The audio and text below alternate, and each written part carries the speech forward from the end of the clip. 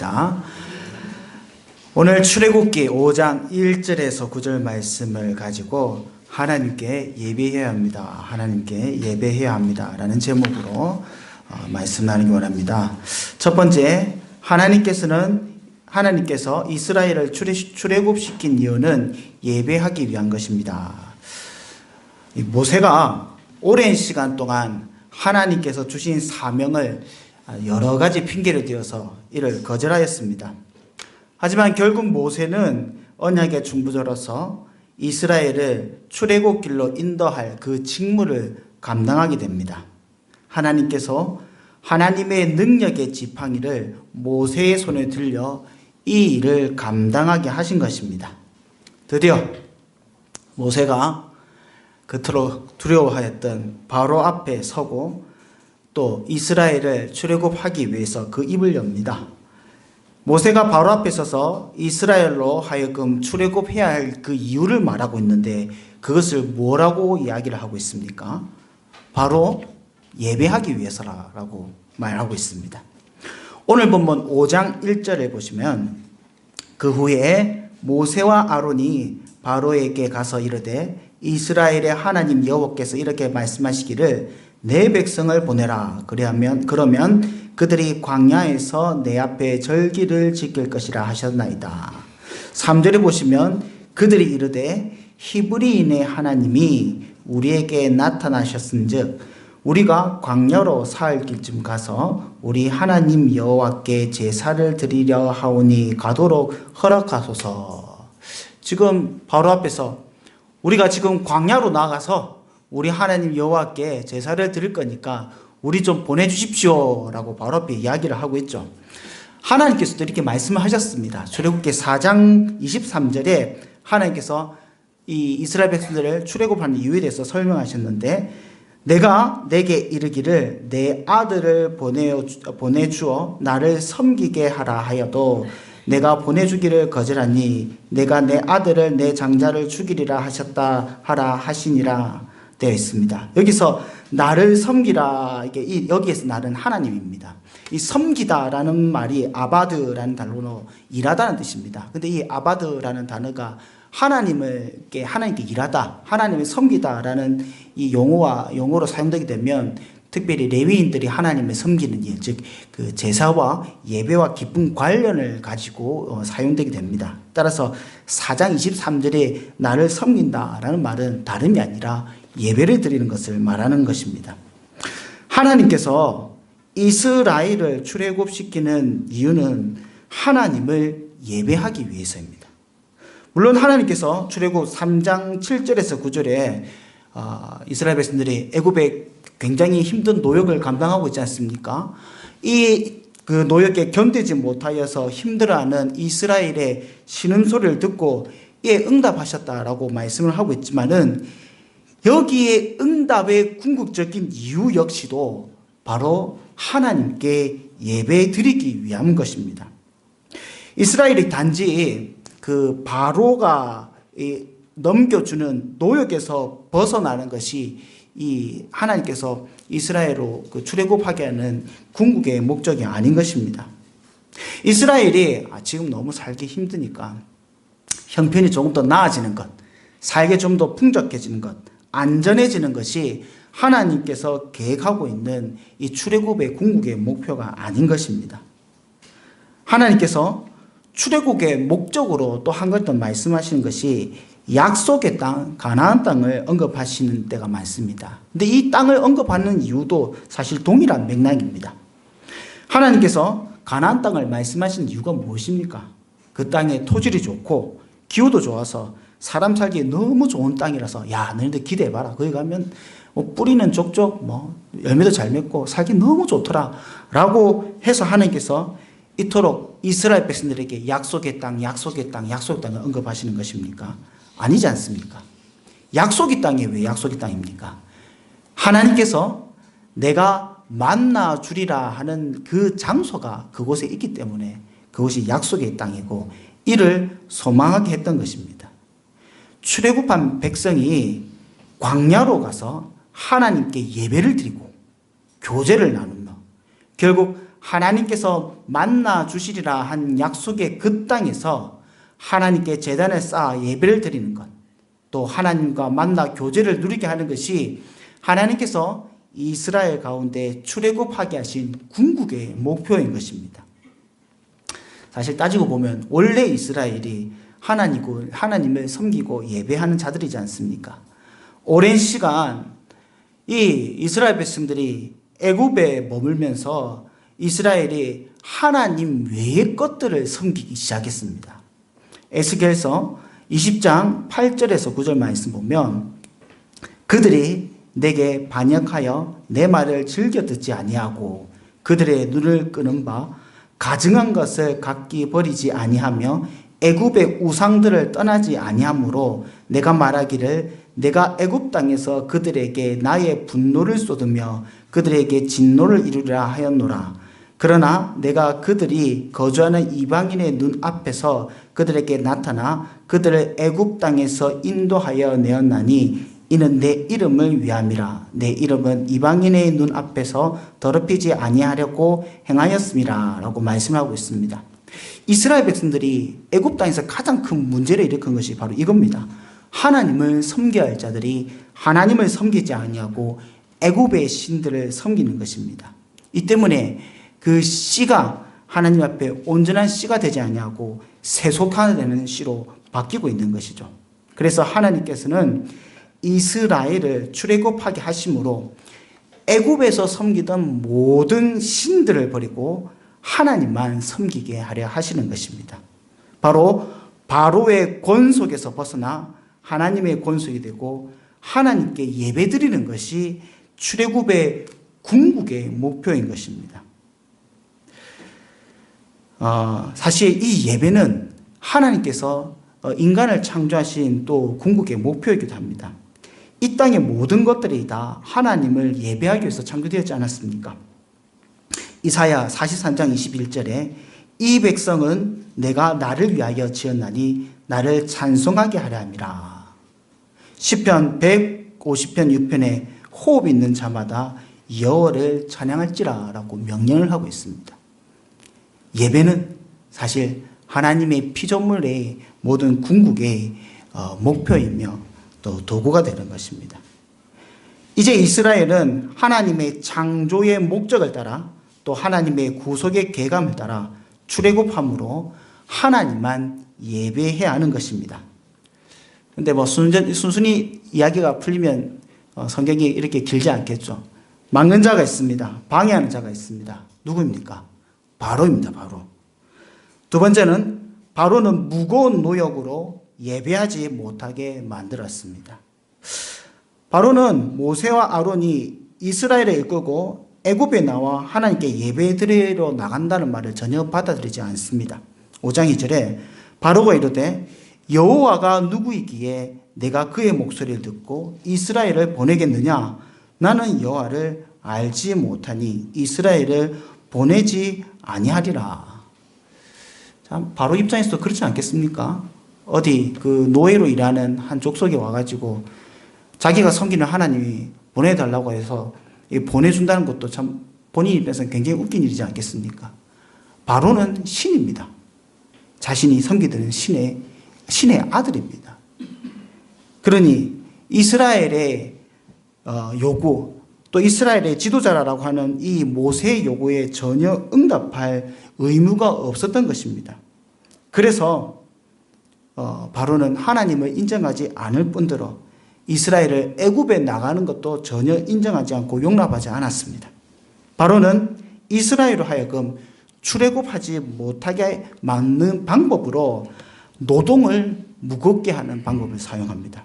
출애굽기 5장 8절에서 그렇게 보면 또 그들이 전에 만든 벽돌 수요대로 그들에게 만들게 하고 감하지 말라. 그들이 게으름으로 소리질러 이르기를 우리가 가서 우리 하나님께 제사를 드리자 하나니 그 사람들의 노동을 무겁게 함으로 수고롭게 하여 그들로 거짓말을 듣지 않게 하라.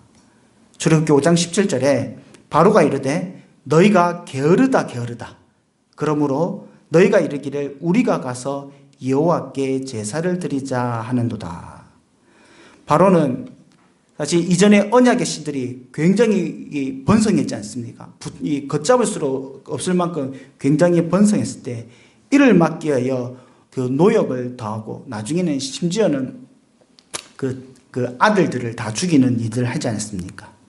이번에도 동일하게 출애굽을 막고자 이스라엘의 노역을 더 힘들게 만들었습니다. 아무래도 힘든 노역에 여호와께 부르짖고 있는 이스라엘을 향하여 바로는 더 큰 노역의 그 짐을 지우게 한 겁니다.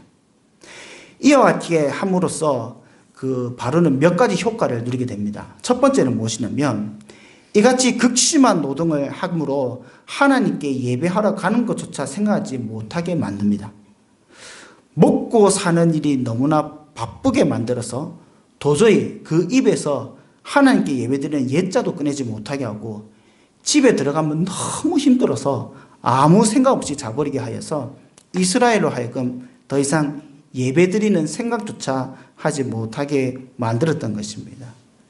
두 번째는 뭐냐면 극심한 노동으로 언약의 중보자의 말을 듣지 않게 만들었습니다. 모세는 이스라엘이 진정 살아갈 방법으로 생명을 누릴 수 있는 방법으로 출애굽하여서 하나님께 예배드리는 것을 전하고 있습니다. 이는 두말할 것 없이 진리이고 사실입니다. 하지만은 바로는 모세의 이 말을 진리의 말씀이 아닌 거짓말로 바꾸어버린 것입니다. 현실의 재앙의 원흉으로 바꾸어 버렸던 것입니다. 바로는 이스라엘에게 모세의 말 때문에 이 현실의 고통을 더하게 함으로 괜히 모세가 말하여서 이와 같은 결과가 나타났다. 즉 모세의 말을 따르는 것은 생명을 쫓는 일이 아니라 어리석은 일이라고 생각하게 만들게 하고 더 원망하게 만들었던 것입니다. 4장에 모세가 이스라엘 앞에서 하나님께 주신 능력으로 이적을 행하였을 때 사실 이스라엘 백성들은 모세의 말에 혹했습니다. 모세 나타나가지고 하나님께 이렇게 말씀하셨다라고 이야기하며 이적을 보니까 굉장히 긍정적인 반응을 합니다. 31절에 보면 백성이 믿으니 여호와께서 이스라엘 자손을 찾으시고 그들의 고난을 살피셨다 함을 듣고 머리 숙여 경배하였더라. 굉장히 우호적이었습니다. 하지만은 바로 때문에 더 혹독한 고통을 따르자 이스라엘 태도가 완전히 180도로 확 바뀌어버립니다. 50장 20절에 보면 그들이 바로를 떠나 나올 때 모세와 아론이 길에 서 있는 것을 보고 그들에게 이르되 너희가 우리를 바로의 눈과 그의 신하의 눈에 미운 것이 되게 하고 그들의 손에 칼을 주어 우리를 죽이게 하였도다. 여호와는 너희를 살피시고 판단하시기를 원하노라. 처음에 이 모세의 말을 그렇게 잘 들었던 이 이스라엘 백성들이 이 삶이 힘들어지고 고되어지니까 태도를 바꿔가지고 너 때문이다 라고 이야기하고 하나님께서 너를 판단하기 원한다라는 무슨 말입니까? 하나님께서 너를 저주하기 원한다라고 말을 하고 있는 것입니다. 심지어 이 말을 듣고 모세가 하나님께 또 한탄을 합니다. 하나님 이게 어찌된 일입니까? 나로 하여금 출애굽시켜준다 하지 않습니까? 그러자 하나님께서 다시 한 번 더 약속에 대해서 앞으로 일에 대해서 자세하게 말씀하십니다. 너희들가 이렇게 괴롭힘을 당해도 내가 틀림없이 너희들을 이끌어낼 것이다 라는 약속을 주고 내가 이삭의 하나님, 아브라함의 하나님, 야곱의 하나님이라고 말씀을 하고 이 말을 듣고 이스라엘을 다시 한 번 더 설득하러 갑니다. 아니다. 하나님께서 반드시 이스라엘을 구원해 주실 것이다. 출애굽시켜 주실 것이다. 라고 이야기를 하지만 이 말조차도 이스라엘은 듣지 않습니다. 6장 9절을 보면 모세와 이와 같이 이스라엘에게 전하나 그들의 마음의 상함과 가혹한 노역으로 말미암아 모세의 말을 듣지 아니하였더라. 이스라엘 백성들은 이 가혹한 이 삶의 현실 때문에 노역 때문에 언약의 중보자로부터 흘러나오는 하나님의 말씀조차도 전혀 듣지 않게 되었던 것입니다. 심지어는 하나님의 언약의 중보자로서 말씀을 전할 모세까지도 실종합니다. 그래서 또다시 내 입술이 부족합니다. 지금 이스라엘 백성도 설득하지 못했는데 어떻게 바로 앞에서 내가 설득할 수 있겠습니까? 라는 핑계를 대기 시작합니다. 바로의 핍박 앞에서도 이스라엘도 직분자 모세도 예배가 우리의 구원의 목표이다라는 진리에 대한 믿음과 하나님을 예배하는 것만이 진정 우리가 이 땅에서 생명을 누릴 수 있다는 믿음, 이 믿음이 마구 흔들려지기 시작했던 것입니다. 진리와 생명을 쫓는 일보다 지금 당장의 눈앞에 닥친 일들에 온 마음을 빼앗기고 말았던 것입니다. 결론적으로 우리가 출애굽기 이야기는 너무나 잘 알지만은 그럼에도 불구하고 하나님은 이런 이스라엘과 이런 모세를 통하여 자기 이름을 위하여 이스라엘 백성들 앞에 이 모세를 다시 세웠고 이 모세로 바로 앞에 신이 되게 하고 이스라엘이 애굽 땅에 나와 광야에서 하나님께 예배드리고 또한 약속의 땅으로 이끌어 그곳에서 하나님을 만나게 하셨습니다. 세 번째, 예수 그리스도로 말미암아 출애굽한 성도는 예배해야 합니다. 사랑하는 성도 여러분, 우리도 주 예수 안에서 출애굽한 이스라엘과 같은 자입니다. 우리도 어린 양 대신 예수 그리스도 안에서 함께 죽어 유월절의 영광을 보았습니다. 그리고 사망의 물속을 지나 부활함으로 거듭남의 생명을 누렸습니다. 이런 우리에게 하나님께서 바라는 것은 하나님께 예배하는 것입니다. 하나님께서 약속하신 예수 그리스도 안에서 하나님과 교제를 나누는 것입니다. 우리는 이미 사단의 권속에서 빠져나와 하나님의 자녀가 되었고 출애굽하였지만은 사단은 여전히 우리로 하여금 그의 종노릇하게 만들고 있습니다. 여전히 사단은 하나님의 구원의 궁극의 목표인 하나님을 예배해 드림을 방해하고 있습니다. 우리의 현실의 삶의 무거운 삶의 무게로 짓눌러서 하나님을 예배드리지 못하게 만들고 있습니다. 바쁜 현대의 일상은 성도로 하여금 예배의 시간을 타협하게 만들고 있는 것입니다. 어쩔 수 없는 일이라 처음 이렇게 생각하며 가슴 아파하며 예배를 드리지 못하지만 결국은 이것이 한 번, 두 번 쌓이게 되면 어쩔 수 없는 일이 일상이 되어버립니다. 결국 너무 바쁘다라는 현실의 노동으로 하나님께 예배드려야 한다는 생각조차 하지 못하고 이 땅에 잠깐 우리가 있는데 이 모든 시간을 이 노동에 다 투자하여 허비하고 마는 것입니다. 또 재밌는 것은 무엇이냐면 이 현실의 바쁨이 꼭 세상 일만 있는 것이 아니라는 것입니다. 저도 이게 교회 사역해보고 대학 전형부 때 또 많은 일을 맡았지만은 이 바쁘다는 것이 세상 일만 있는 것이 아니라 교회 일도 바쁠 때가 많습니다. 교회 일이 너무 바빠고 예배드리지 못할 때가 많습니다. 일전에 교회에서 성경 퀴즈 대회를 했었는데 저도 이 성경 퀴즈 대회에 출전해 어쨌든 잘 맞아보려고 목사님 하시는 말씀 하나도 귀에 안 들어오고 밑에서 이 성경 퀴즈 출제 문제를 계속 보았습니다. 여러 이야기를 하지만 우리 한동안 한국 교회 안에 축구의 열풍이 불었지 않습니까? 이때 많은 우리 안수 집사님들이 예배 시간에 포지션을 정하시나 하나님께 예배드린 것을 포기하고 있지도 않습니까? 뿐만 아니라 교회 사역이 행사가 있으면 오후 예배는 거의 드리는 둥 마는 둥. 또한 예배 드림으로 당하게 되는 여러 현실의 불이익과 고통 때문에 선뜻 예배 자리로 못 나가게 만들 때도 있습니다. 이 시간을 다른 시간으로 활용할 수 있는데 라는 아까운 생각. 그래서 이 시간 내가 좀 더 뭔가를 하면 더 앞설 수 있는데 남들보다 뒤처진다는 생각에 예배의 시간을 참석하지 못하는 경우도 있습니다. 분명히 성도가 사단으로부터 해방되었는데 성도가 분명 하나님의 자녀로 거듭났는데 여전히 사단의 종노릇하고 있는 것입니다. 마치 오랜 시간 갇혀서 날 수 없는 새가 되었듯이 하나님께 주신 생명의 자유를 만끽하지 못하고 사단의 종노릇하며 생명의 하나님께 예배드리는 시간을 빼앗기고 있는 것입니다. 사랑하는 성도 여러분, 오늘 우리가 주님께서 주신 이 삶을 살아가면서 짊어지고 있는 짐이 어떤 짐입니까? 사단과 그가 조종하고 있는 세상의 무거운 짐들을 짊어지고 있는 것입니까? 아니면 하나님께서 주시는 무겁지 않은 짐을 짊어지고 살아가고 있으십니까? 성도는 세상에 주는 삶의 짐에 억눌려서는 안 되는 것입니다. 그렇게 해서 그 짐에 억눌려 호흡할 수 없기 때문입니다. 주님께 주신 멍에를 쥐고 생명으로 나아가야 되는 것입니다. 주님께서 구원의 선물로 주신 예배의 기쁨으로 기쁨의 자리로 나아가야 되는 것입니다. 예배를 통하여 하나님과 만남의 교제의 즐거움을 누려야 하는 것입니다.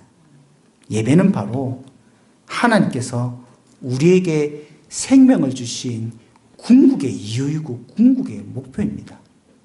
예배는 타협의 대상이 아닙니다. 그 어떤 순간에도 예배는 반드시 우리가 나아가야 할 성도의 특권이자 성도의 기쁨이고 성도의 삶의 목표인 것입니다. 우리가 하나님께 예배드림으로 참으로 주님 앞에 칭찬받는 귀한 성도님 되시기를 주님의 이름으로 축복합니다. 우리 다 함께 기도하며 나아가기 원합니다. 우리 말씀을 붙잡고 나아가기 원합니다. 하나님께서 우리를 부르시고 생명을 주신 이유가 주께 예배하기 위함인 줄 알고 있습니다. 세상에 어떤 유혹과 핍박이 올지라도 예배의 자리를 타협하지 않게 하여 주시옵소서. 오직 예배가 우리의 삶의 목적이며 예배가 우리의 가장 큰 기쁨인 줄 알고 늘 사모하는 마음을 허락하게 하여 주시옵소서. 예배의 자리로 나아가 주의 말씀으로 나의 삶을 돌아보게 하여 주십시고 예배의 자리로 나아가 기도함으로 하나님 앞에 나의 삶이 조율되게 하여 주십시며 예배의 자리로 나아가 예물을 드림으로 내 삶이 하나님의 것임을 고백하게 하여 주시옵소서 하며 우리 함께 기도하며